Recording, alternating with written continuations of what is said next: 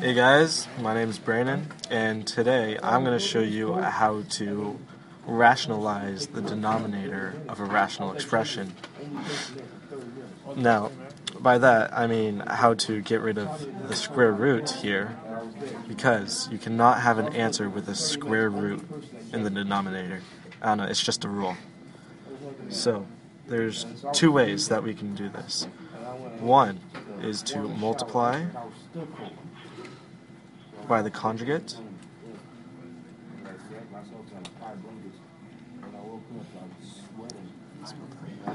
Two is to multiply by the fractional exponent.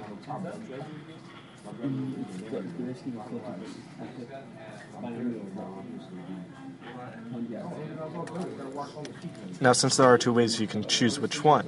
And of course you want to choose the easier one. And when you look at the denominator, you see that there's a binomial. So therefore, multiplying by the conjugate is going to be easier. Alright, so the conjugate. What is the conjugate?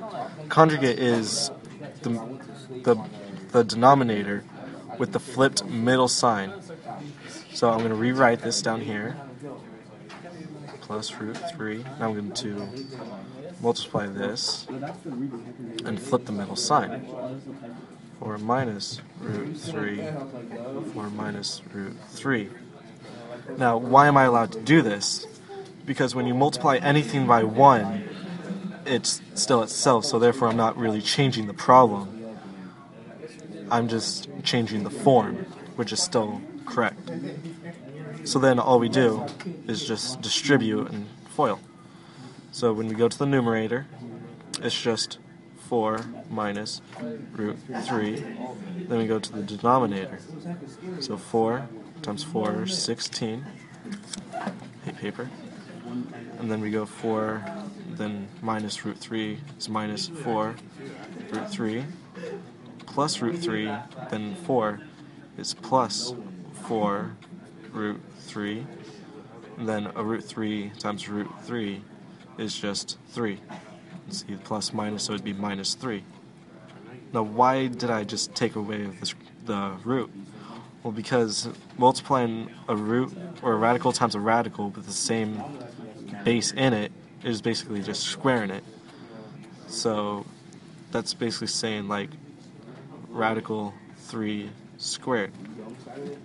Here for the radical it's just a 2 because it's a square root.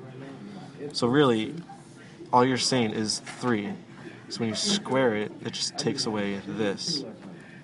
So it's just 3. So now we gather like terms.